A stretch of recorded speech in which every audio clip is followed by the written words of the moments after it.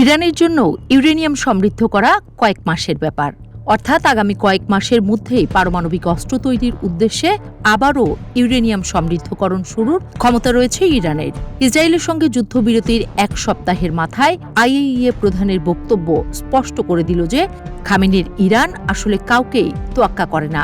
তার এই কথার বাস্তবতা কতটুকু তাও যেন চোখে আঙুল দিয়ে দেখিয়ে দিল বিশ্বকে।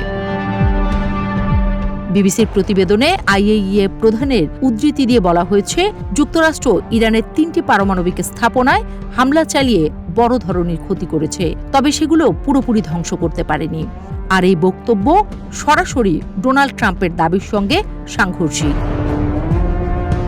এরই মধ্যে ইরানের সংসদ জাতিসংঘের পারমাণবিক পর্যবেক্ষক সংস্থা আইএইএর সঙ্গে সহযোগিতা স্থগিতের জন্য একটি বিল পাশ করেছে। ইরানের স্থানীয় গণমাধ্যম নূর নিউজের বরাতে রয়টার্স জানিয়েছে, বিলে উল্লেখ করা হয়েছে ভবিষ্যতে আইএইএ ইরানের পারমাণবিক স্থাপনাগুলো পরিদর্শন করতে চাইলে তা ইরানের সর্বোচ্চ জাতীয় নিরাপত্তা পরিষদের অনুমোদনের উপর নির্ভর করবে। এদিকে ইরান তার সংস্থার সঙ্গে কাজ করতে অস্বীকৃতি জানালেও গ্রোসির আশা তিনি তেহরানের সাথে এখনও আলোচনা চালিয়ে যেতে পারবেন।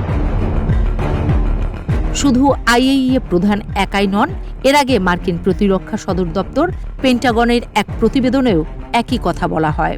পেন্টাগনের ফাঁস হওয়া গোয়েন্দা প্রতিবেদনে বলা হয়, মার্কিন হামলায় ইরানের পরমাণু কর্মসূচি ধ্বংস হয়নি। সিএনএনে ওই সংবাদটি প্রকাশের পর রীতিমতো ক্ষুব্ধ হয়ে ওঠেন মার্কিন প্রেসিডেন্ট।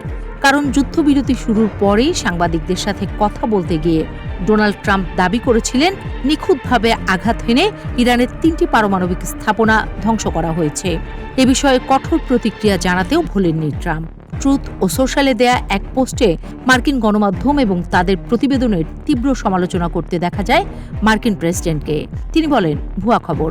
সিএনএন ব্যর্থ নিউ ইয়র্ক টাইমসের সাথে এক হয়ে ইতিহাসের সবচেয়ে সফল সামরিক হামলাগুলোর মধ্যে একটিকে খাটো করে দেখানোর চেষ্টা করছে। ইরানের পারমাণবিক স্থাপনাগুলো সম্পূর্ণরূপে ধ্বংস হয়ে গেছে। তবে ট্রাম্পের এসব দাবিকে এক তুড়িতে উড়িয়ে দিয়েছেন খামেনি। তেহরানের রাষ্ট্রীয় টিভিতে প্রচারিত দেশবাসীর উদ্দেশ্যে দেয়া ভিডিও বার্তায় খামেনি যুক্তরাষ্ট্রের হামলায় ইরানের পারমাণবিক স্থাপনায় তেমন গুরুতর কোনো ক্ষয়ক্ষতি হয়নি বলে জানান। সামাজিক যোগাযোগ মাধ্যম এক্স এবং টেলিগ্রামে পৃথক বার্তায় তিনি বলেন, আমাদের প্রিয় ইরান যুক্তরাষ্ট্রের বিরুদ্ধে বিজয় ছিনিয়ে এনেছে। এই যুদ্ধে যুক্তরাষ্ট্র কোনো সাফল্য দেখাতে পারেনি। ইরান জয়লাভ করেছে এবং আমেরিকার মুখে শক্ত চপেটাঘাত বসিয়েছে।